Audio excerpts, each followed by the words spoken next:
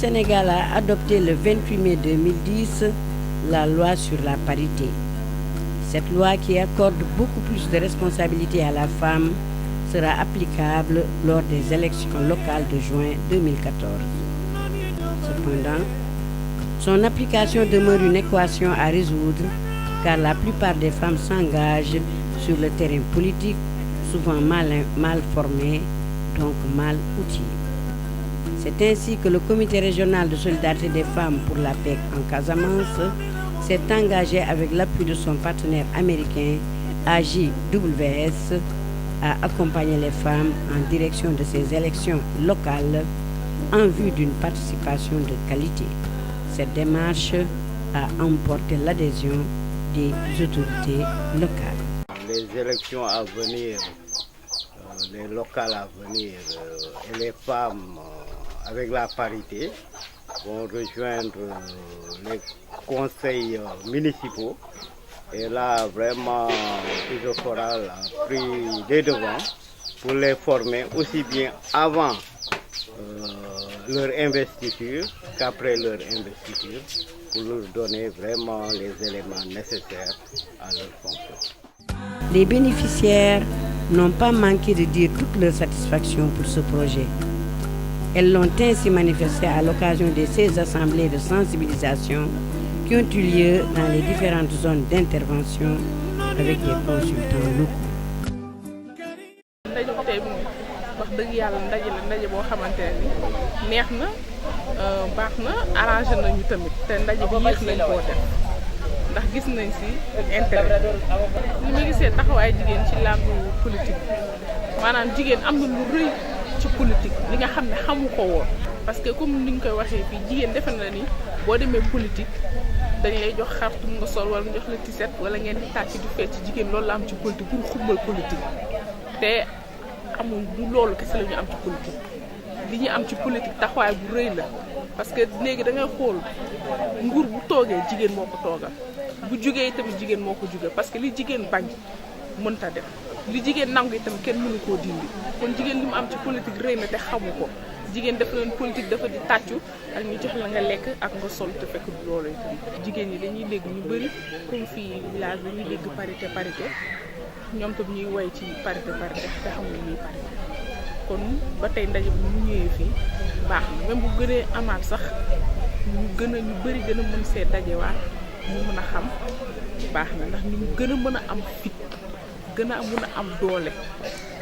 soobee yàlla pare nañ de. pare ngeen ci ku mel ni yow daal xam naa ni moom pare nga pour dugg ci. pare naa de te ku pare ma yóbbaale la. Cependant, la formation reste une des étapes les plus importantes de ce projet. C'est ainsi que des femmes des différentes zones d'intervention ont été formées en communication de masse et en techniques électorales, mais aussi sur l'importance de connaître sa zone en vue de mieux préparer son message de campagne. jàngal ngeen ñu booy dugg ci campagne li ngay comporté wu ak li ngay wax ak li ngay dig nit ñi dangay neexal nit ñi boo demee pour wax ak nit dangay teelu nga wax ak moom ci xol bu set moom laa fi yóbbaale. formation bi indil na ma lu bëri parce que man daanu ma woon def kii daal voté daanu ma woon def kii meeting parce que yooyu yëpp safu ma woon mais boo gisee léegi ma jóg si dama doon nit koo xam ne dañ ma fal njiit fédération femme communauté rurale Niassia moo taxit man war naa jóg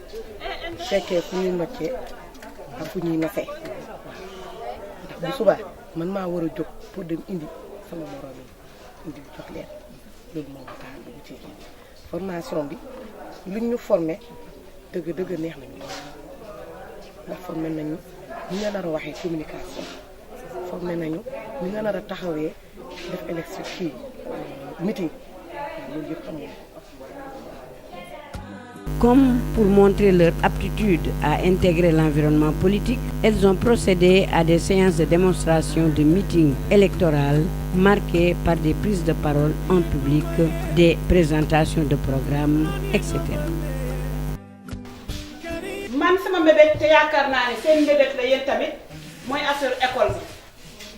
parce que affaire école bi soxal na ñëpp parce que bu ma seetloo ba seetlu suñu gox bi am na juróom-benn école tout tànk mooy préscolaire mu am juróom-ñeenti école élémentaire baax na gaa ñu sante ko yàlla mu am ñaari seer xanaa loolu yëpp ku ko am lan moo la dese pour nga am ko mooy sama mbébét lycée lañu soxla parce que suñu xale yi sonn nañu ku ci am xale bu juddoo doo xalaat préscolaire mais bu ñu la nee am na BFEM sa fit bi yëpp taxaw il faut nga dem ba Ziguinchor dem uti foo koy dénkaane dem di dawantu pour orientation dem di dawantu encore pour jënd fourniture di dawantu tamit pour jox ko lu mu lekk moo taxit ñun suñu parti suñu coalition bi ñu ne Ucokara nee na le 29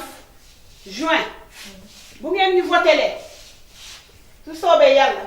lycée dina taxaw fii ci commune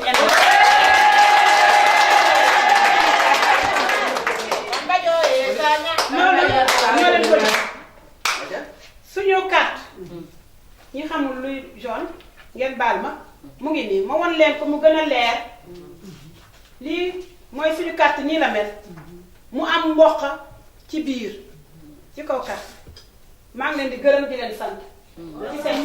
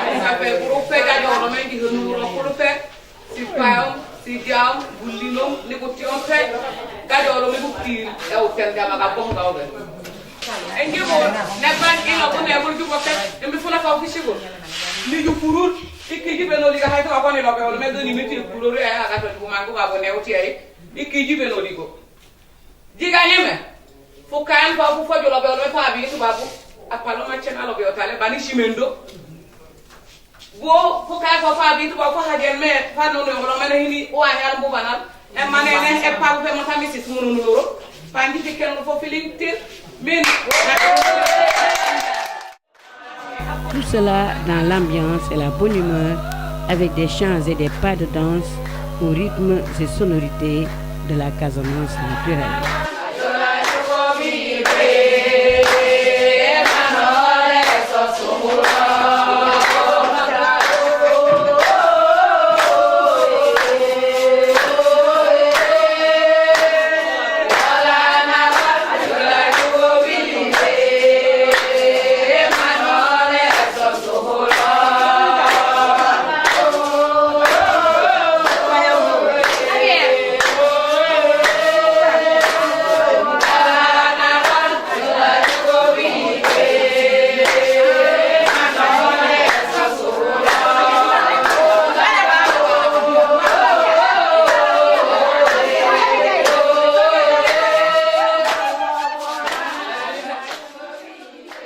Il appartient aux états-majors politiques, aux différentes formations politiques de prendre toutes les dispositions pour respecter la loi. Donc, qui dit respect de la loi, dit d'abord sensibilisation quand même des acteurs politiques pour qu'ils s'approprient quand même de cette loi et qu'ils comprennent que les choses ne sont plus comme avant, là où les hommes prennent tout au détriment des femmes. Donc, il va falloir maintenant, à côté d'un homme ou à côté d'une femme, mettre un homme, vice-versa, et jusqu'à la fin de la liste. Ce projet n'est qu'à sa première phase, car une autre phase est prévue et va consister à l'accompagnement des nouvelles élues. Nous comptons poursuivre. Quand elles seront élues aussi, nous travaillerons à ce qu'elles mènent une législature de qualité au niveau de leur communauté rurale et que véritablement qu'on sente un changement réel avec l'arrivée des femmes au niveau des différents conseils municipaux donc, qui seront mis en place.